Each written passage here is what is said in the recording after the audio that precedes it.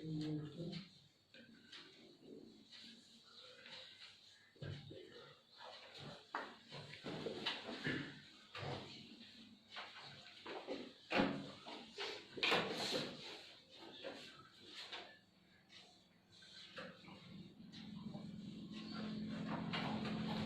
Admission लेगी बैठो तब घंटे।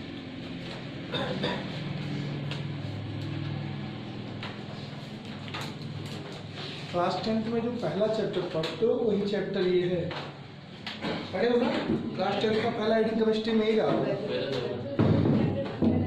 तो ये पहला चैप्टर जो अम्ल क्षार और पढ़े हो वही चीज़ यहाँ पे थोड़ा सा स्टैंडर्ड फॉर्म में होता है। पहला एडिंग बैठो तब घंटे या इलेक्ट्रोलाइट पहले लिख लेते हैं, फिर समझते हैं इसको।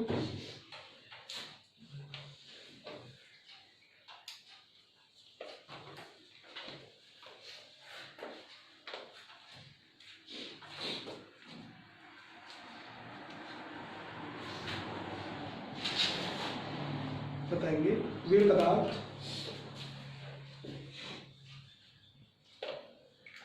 जिनके जलीय विलयन में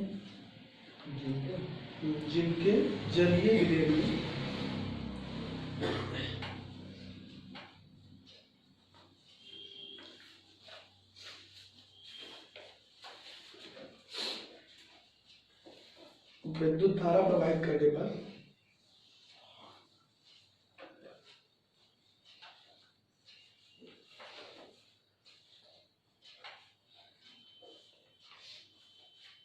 वे अपने आयनों में वियोजित हो जाते हैं।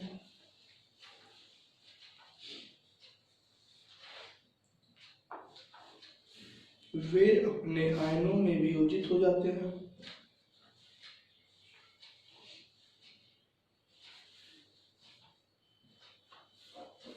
वैद्युत अपघट्य कहलाते हैं।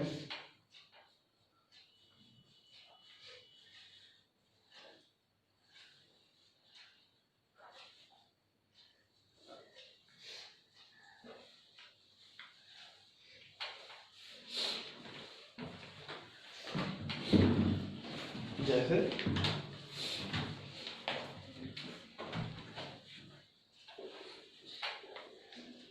अगर आप NaCl का एक कुछ सोल्यूशन लो, यहाँ पे A और Q जो लिखा जा रहा है इसका मतलब जलीय होता है। मतलब नमक को पानी में घोल दोगे तो उसको हम NaCl एक्वस कहेंगे। जैसे जहाँ यस लिख दे उसका मतलब वो सॉलिड लिखते हैं, मतलब ठोस लिया गया है। जहाँ यल लिखेगा वहाँ लिक्विड लिया गया है, जहाँ G लिखेगा वो गैस है, और जहाँ AQ लिखेगा वो एक्वस। एक्वस माने पानी में घोला हुआ, मतलब खाली नमक नहीं NaCl, पानी में घुला है, जिसको एक्वस NaCl कहते हैं। और जब इसमें हम वैद्युत अपघटन करते हैं, क्या कराते हैं? वैद्युत अपघटन, मतलब विद्युत धारा देते हैं तो ये तुरंत किस पे टूट जाता है? Na प्लस Cl माइनस में, मतलब अपने आयन में टूट जाता है। सभी लोग नहीं टूटते, कुछ ही लोग टूटते हैं, और जो टूट जाते हैं उन्हीं को वैद्युत अपघट्य कहते हैं। मतलब विद्युत के प्रभाव से अपने आयनों में टूटने वाले पदार्थ को ही वैद्युत अपघट्य कहते हैं। कुछ पदार्थ है जो नहीं टूटते। अच्छा, बॉन्डिंग के नेचर पे ये IV बॉन्ड वाले ही टूटते हैं, जिसमें वैद्युत संयोजक बंध बना होता है डोनेट और गेन द्वारा। मतलब एक दिया होता है और दूसरा लिया रहता है, वही टूटता है। जो सहसंयोजक और उपसहसंयोजक वाले होते हैं वो नहीं टूटते। मतलब जो साझेदारी वाला बांड बनता है वो बांड नहीं टूटता है। लेकिन जहाँ आयनिक बांड बनता है, जहाँ डोनेट और गेन का केस चला था, तो वही लोग होते हैं। नीचे और भी देख सकते हो, जैसे कि हमारे पास KMO3 है एक्वस, इसका भी वैद्युत अपघटन कराया है।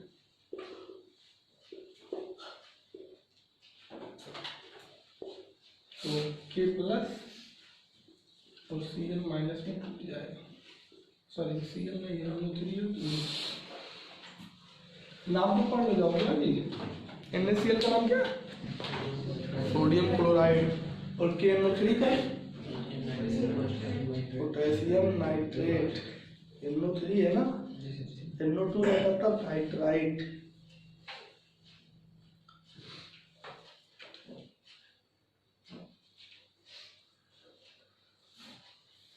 नीचे लाइन में लिखेंगे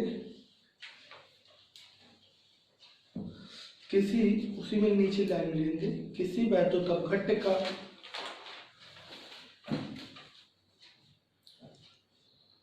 किसी वैद्युत अपघट्य का अपने आयनों में वियोजित होना,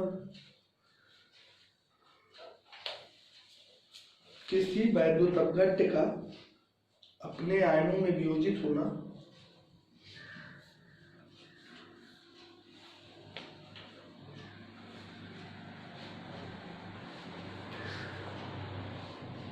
वैद्युत अपघटन कहलाता है।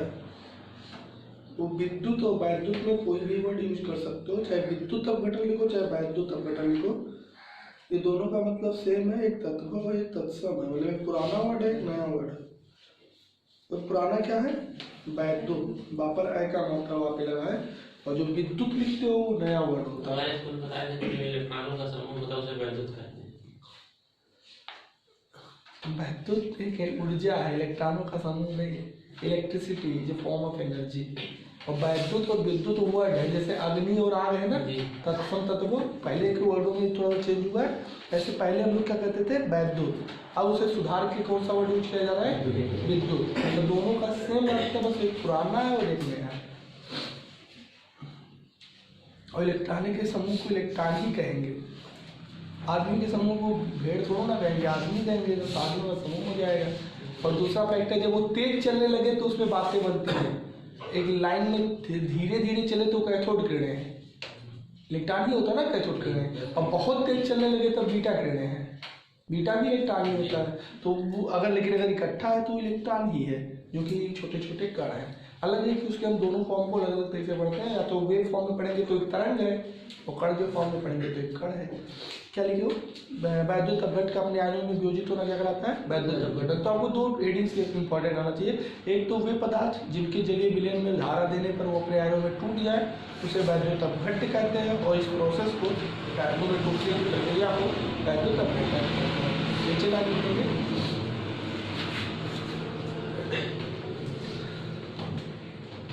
हम लोगों ने पदार्थ को इनके नेचर पे तीन तरह से क्लासिफाई किया है। मेटल को क्लासिफिकेशन तीन बेसिस पे हुआ है।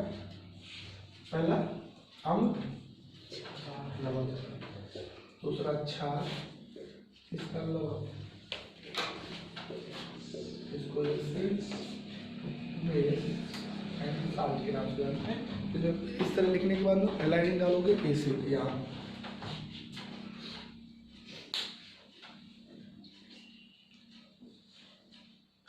व क्षार, एक साथ दोनों हेडिंग डालना, अम्ल व क्षार एक साथ दोनों लवण को छोड़कर हेडिंग डालोगे अम्ल व क्षार।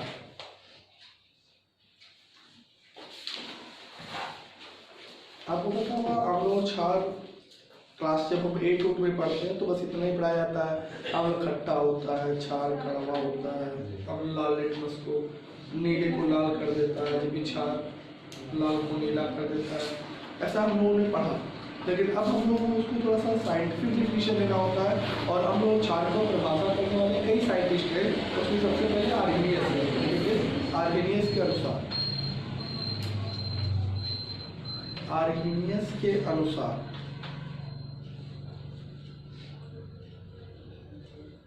हेडिंग था अम्ल व क्षार। इसमें पहला लिखोगे आर्हेनियस के अनुसार,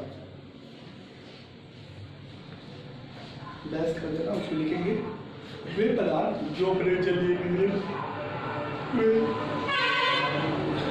वे पदार्थ जो अपने जलीय विलयन में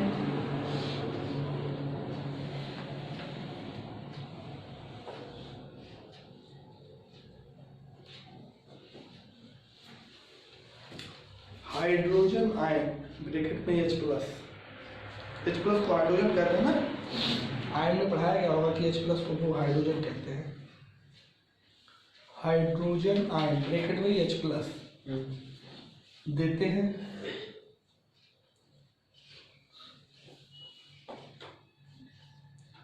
अम्ल कहलाते हैं।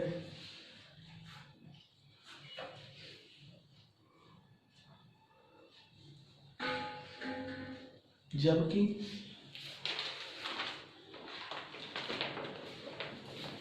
जो पदार्थ अपने जलीय विलयन में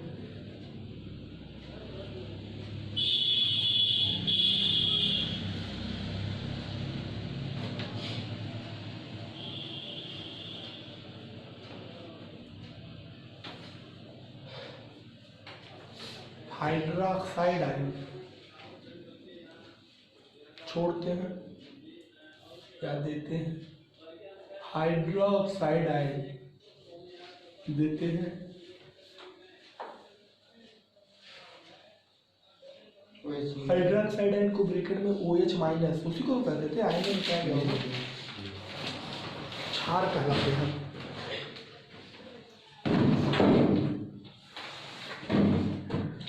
जैसे आपने देखा होगा कि HCl अगर एक्वस किया है तो के बाद ये क्या देगा, H प्लस और Cl माइनस, चूंकि इसमें H प्लस किया है इसलिए क्या है, अम्ल है। जैसे आपको CH3COOH एक्सपोज करके अगर वैल्यूज अपडेट कराए तो क्या मिलेगा हमें, CH3COO माइनस, जिसको एसीटेट कहते हो ना, और इसको क्या निकलेगा H प्लस। तो यहाँ भी H प्लस निकलना है, मतलब जिसमें भी H प्लस निकलेंगे आप घेरना नहीं, उसको हम अम्ल बोलते हैं। या क्षार वाले भी देखोगे, जैसे NaOH है, NaOH को एक्सपोज करोगे तो ये क्या बनाएगा, Na प्लस, एक्वस का मतलब पानी में है और OH माइनस, तो जिसमें भी हाइड्रोक्साइड निकलेगा वो क्या होगा, क्षार होगा। मतलब आर्हेनियस के अनुसार जो भी अपने जलीय विलयन में, जैसे आपने KOH देखा होगा, क्या बनाएगा K प्लस और OH माइनस। जब भी हम KOH को एक्वस करेंगे तो K एक्वस और OH एक्वस निकलेगा, मतलब ये भी होगा क्षार।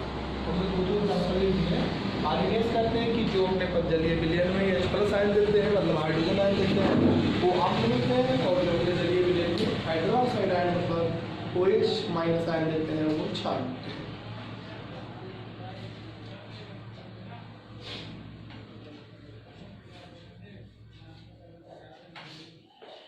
नॉमेनक्लेचर के समय हमने इनऑर्गेनिक में आपको 11 महत्वपूर्ण अम्लों का नाम बताया था, तो बहुत सारे H प्लस में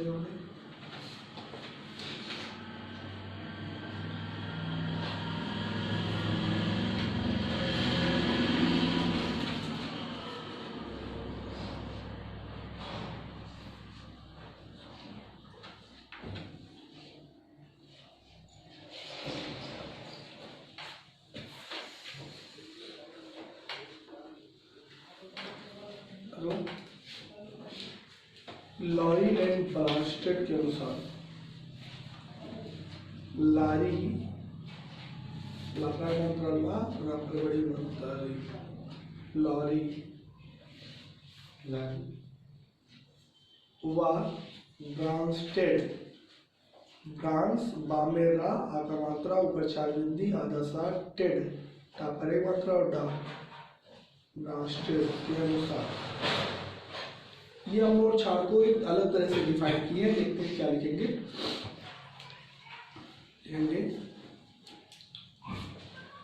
वे पदार्थ जो प्रोटॉन दे सकते हैं, जो प्रोटॉन दे सकते हैं,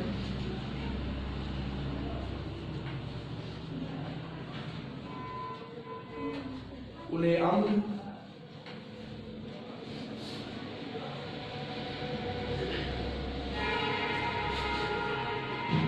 कहते हैं,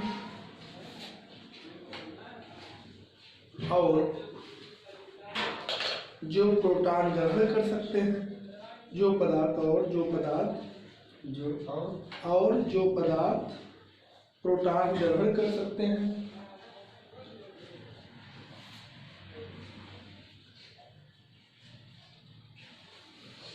भस्म कहलाते हैं।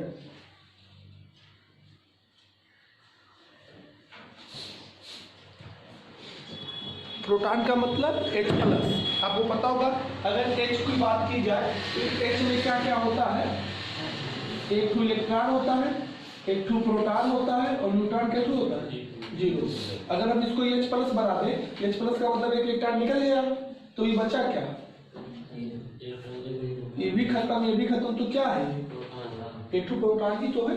मतलब वो उसका सिर्फ नाम ही बचा हुआ है प्रोटॉन, तो H+ को प्रोटॉन भी कह सकते हैं दूसरे वर्ड में। जैसे कि आपने देखा होगा जब हम रेडियो एक्टिव वाले चैप्टर पढ़ते हैं वहाँ प्रोटॉन को दिखाने के लिए H+ यूज करते हैं। H+ का मतलब होता है कि हाइड्रोजन का सिर्फ नाभिक, क्योंकि उसमें जो इलेक्ट्रॉन था तो निकल गया और नाभिक में केवल एक प्रोटॉन होता है, इसलिए H+ एक प्रोटॉन का भी सिंबल होता है। अब जैसे कि मान लीजिए HCl की बात किया जाए, HCl को जब एक्वस करो तो H+ निकाल देता है कि नहीं? जब H+ निकाला तो इसका मतलब इसने प्रोटॉन दिया कि नहीं दिया? H+ मतलब प्रोटॉन, तो ये क्या कहलाएगा? अम्ल। लॉरी एंड ब्रॉस्टेड के अनुसार वे पदार्थ जो H+ आयन दे सकते हैं, मतलब प्रोटॉन दे सकते हैं, वो अम्ल है।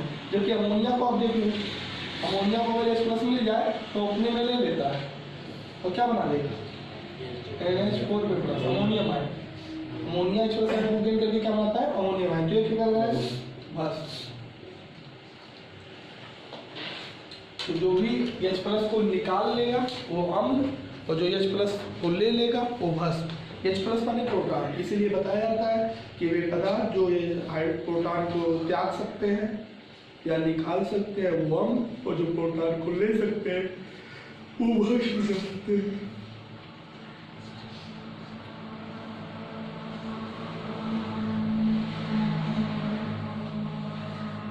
भस्म एक अलग वर्ड होता है जिसका कैरेक्टर प्रोटॉन बेसिस पे किया गया है। तो ये होता तो क्षार के पर क्षार ही, लेकिन थोड़ा सा उससे प्रकृति क्या होती है?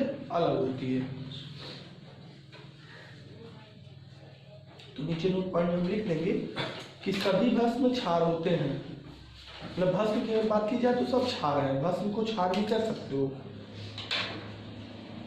सभी भस्म क्षार होते हैं,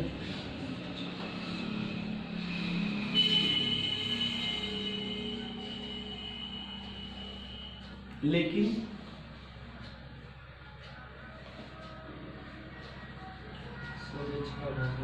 सभी क्षार भस्म नहीं होते। मतलब सभी क्षार जितने हैं वो प्रोटॉन नहीं ले पाएंगे, तो वो मतलब भस्म के नेचर में नहीं आते। मतलब लेकिन सभी क्षार भस्म नहीं होते। समझ में आ गया? मतलब कि भस्म जो होते हैं वो तो सब क्षार हैं, तो भस्म को हम क्षार कह सकते हैं, लेकिन सभी क्षार को भस्म क्योंकि उन्हीं को कह पाएंगे जो प्रोटॉन ले सकते हैं, प्रोटॉन लेने वाले को ही कह पाएंगे। तो अगला पॉइंट लिखेंगे लुईस के अनुसार। किसके अनुसार? लुईस ने अपना बताया है अम्ल और क्षार का परिभाषा बताएंगे। वे पदार्थ जो इलेक्ट्रॉन युग्म में ले सकते हैं,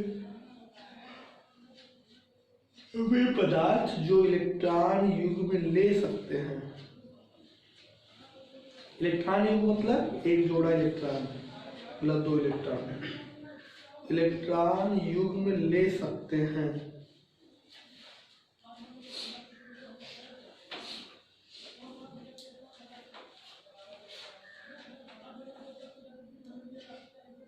वे लुईस अम्ल या लुई अम्ल भी लिख सकते हो। वे लुई अम्ल या लुईस अम्ल कहलाते हैं,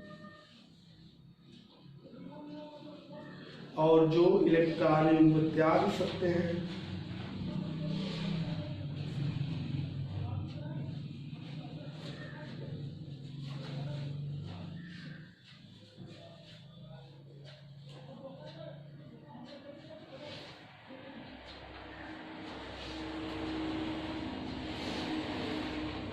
इलेक्ट्रॉन त्याग सकते हैं, लुईस क्षार कहलाते हैं। जैसे आपने देखा होगा BF3 बोरान टेट्राफ्लोराइड का क्रिया जब जो अमोनिया के साथ की जाती है, इसमें बोरान के सेल भरे ना होने की वजह से BF3 का स्ट्रक्चर बना। बोरान के बाहर 3 इलेक्ट्रॉन होता है, तीनों फ्लोरीन से बाइंड कर लिया तो कई इलेक्ट्रॉन हो गया? 6। अभी 2 की कमी है। और नाइट्रोजन के पास 5 इलेक्ट्रॉन होता है, क्योंकि 5 के बाद इसको क्या चाहिए, तो तीनों हाइड्रोजन से बाइंडिंग कर लिया तो क्या बन गया? 8 उसका हो गया। लेकिन इसका 2 बचा है लोन पेयर की नहीं, वो लोन पेयर किसको दे देता है? क्योंकि इसको 2 कम था, तो यहाँ पे ये लिया कि दिया, तो क्या कराएगा, लुमियम। जो इलेक्ट्रॉन केवल लेगा वो क्या होगा, अमर होगा। तो जो त्यागेगा वो लुई क्षार। मतलब यहाँ पे अमोनिया है लुई क्षार और बोरान टेट्राफ्लोराइड है लुमियम। जो ले सकता है वो है अम्ल और जो निकाल सकता है वो है क्षार, लुईस लेवल। एक एग्जाम्पल नीचे लिख लेना।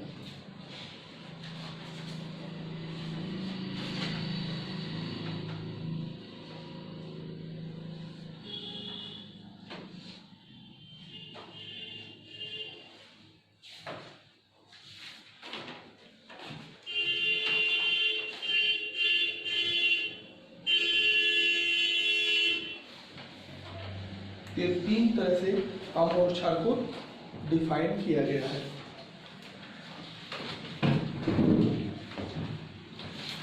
आगे हम कुछ अम्लों के नाम सीख लेंगे। अम्ल कितने तरह के होते हैं जी, 2, एक कर्बल और एक दुर्बल। मतलब उनकी स्ट्रेंथ के बेस पे देखा जाता है। तो अम्ल और क्षार को 2 तरह से डिफाइन किया गया। तो हम अम्ल को अगर क्लासिफाइड करें तो एक है कार्बोन, इसको स्ट्रॉन्ग एसिड कहते हैं। इसमें जैसे आता है HCl, H2SO4, H2O3 और एक होते हैं दुर्बल। दुर्बल अम्लों को आते हैं वीक एसिड।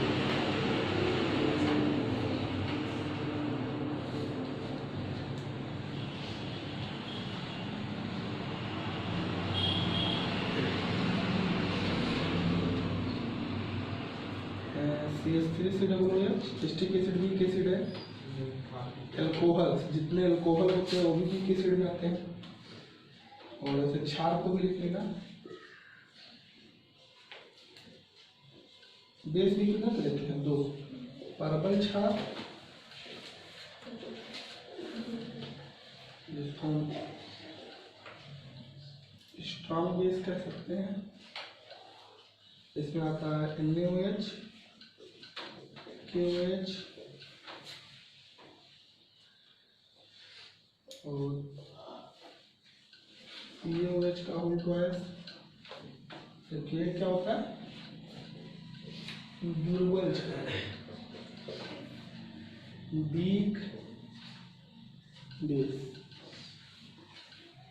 इसमें सबसे ज्यादा इम्पोर्टेंट है अमोनियम हाइड्रोक्साइड। और जिसमें एमीन होते हैं जैसे CH5NH2, एमीन वाला याद है ना कंपाउंड ऑर्गेनिक में, जिसमें NH2 आता है वो क्षार है। और अल्कोहल वाले जो है वो सब अम्ल है, लेकिन वो दुर्बल अम्ल है, ये दुर्बल क्षार।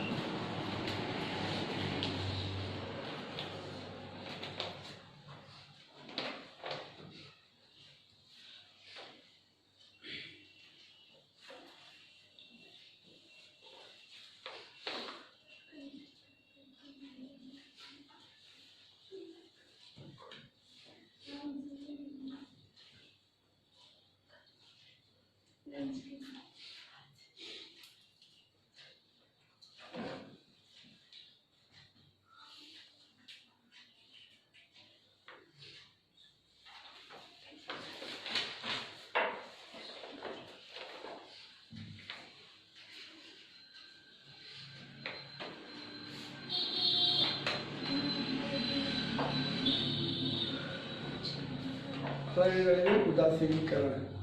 जब डिफिनीशन बता ले जाओगे ना, इसे अम्ल का डिफिनीशन क्या है, वे पदार्थ जो अपने जलीय विलयन में H+ आयन देते हैं, मतलब हाइड्रोजन आयन देते हैं। तो वहाँ लिख देंगे जो ज्यादा हाइड्रोजन आयन देते हैं, अधिक मात्रा में देते हैं वो परबल, और जो कम मात्रा में देते हैं वो बता दोगे ना।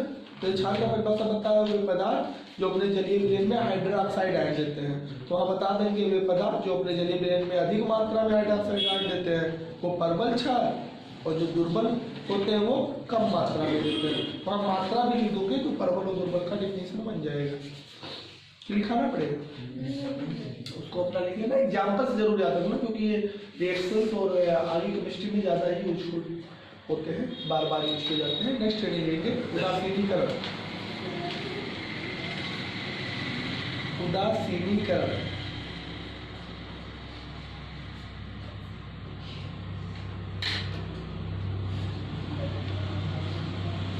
न्यूट्रलाइजेशन बताएंगे। अम्ल व क्षार परस्पर क्रिया कर, अम्ल व क्षार परस्पर क्रिया कर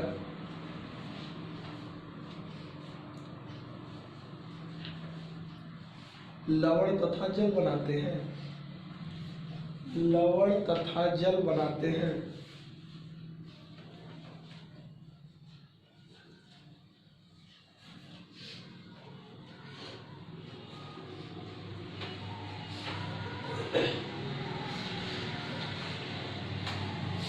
इसे उदासीनीकरण कहते हैं, इसे उदासीनीकरण कहते हैं।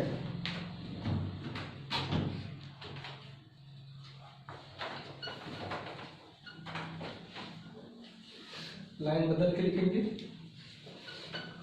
1 ग्राम तुल्यांक अम्ल, 1 ग्राम तुल्यांक अम्ल व 1 ग्राम तुल्यांक क्षार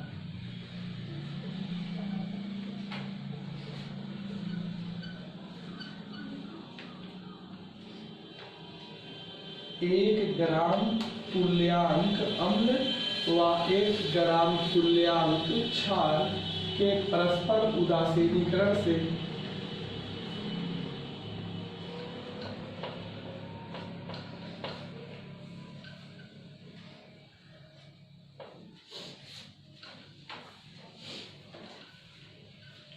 निकलने वाली ऊष्मा को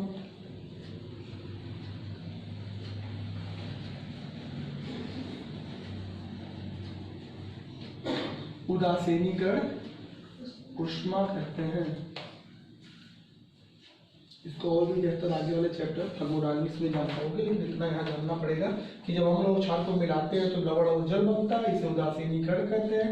और जो 1 ग्राम अम्ल, 1 ग्राम तुल्यांक अम्ल और 1 ग्राम तुल्यांक क्षार को लेकर कर आते हैं तो उस समय जो ऊष्मा निकलता है उसे उदासीनीकरण ऊष्मा कहते हैं। नीचे उसी में लिखेंगे परवल अम्ल व परवल क्षार के लिए इसका मान कितना होता है? परवल अम्ल व परवल क्षार के लिए इसका मान -13.7 किलो कैलोरी होता है। क्लास टेस्ट में लग रहा है पढ़ने बढ़िया 10th का है, 11th में नहीं है और 10th में भी रहा है। इसका मान -13.7 किलो कैलोरी होता है। माइनस डेल्टा एच की जगह लिखना, मतलब ये इंडोथर्मिक रिएक्शन, एक्सोथर्मिक रिएक्शन है, निकला है। उसका नेगेटिव रखा जाएगा। अब नेगेटिव क्यों रखा गया है तो आगे चैप्टर में आप जान जाओगे जब हम ऊष्मागतिकी वाला पार्ट बताएंगे। दुर्बल अम्ल व दुर्बल क्षार के लिए इसका मान इससे कम होता है। दुर्बल अम्ल व दुर्बल क्षार के लिए इसका मान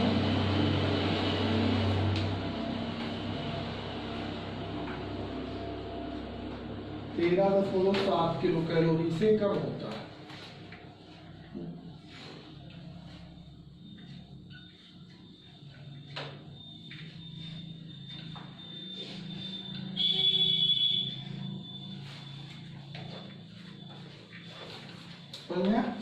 तो ये कहना चाह रहा है कि जब हम अम्ल और क्षार को परस्पर मिलाते हैं तो क्या क्या बनता है? लवण और जल बनता है, जिसे हम उदासीनीकरण कहते हैं उस सब क्रिया को। और 1 ग्राम परवल अम्ल, 1 ग्राम तुल्यांक परवल अम्ल और 1 ग्राम तुल्यांक परवल क्षार को लेकर उदासीनीकरण कराया जाए तो जो ऊष्मा निकलेगा वो 13.7 किलो कैलोरी निकलेगा और उसे हम क्या कहेंगे? उदासीनीकरण ऊष्मा। लेकिन अगर दुर्बल अम्ल दुर्बल क्षार लोगे तो उसका मान इससे कुछ कम आएगा, परवल के लिए इतना आएगा। एग्जाम्पल लिख लो।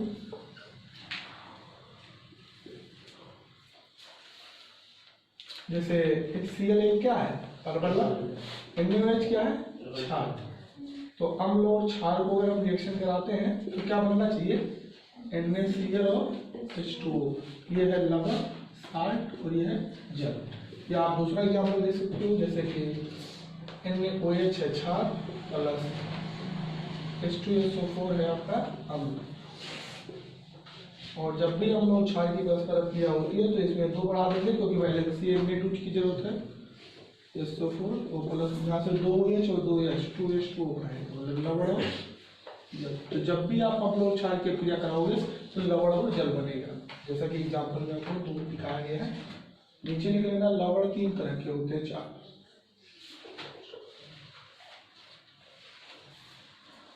4 में पहला क्या है,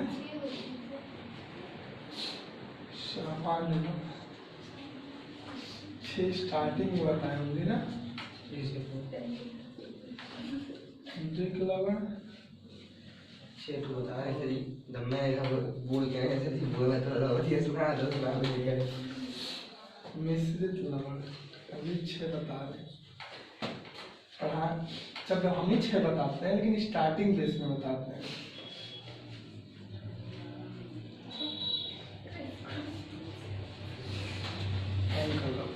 ये जब सामान्य लवण को क्लासिफाई करोगे तब 3 तरह का मिलेगा, साधारण लवण,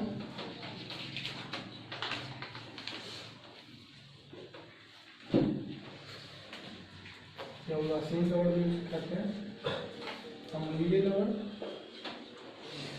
और क्षारीय लवण। तब आपको ये 3 मिला के 6 बताया जाता है उस समय, लेकिन वो एक का प्रकार है जिसको जनरल साल्ट बोलते हैं।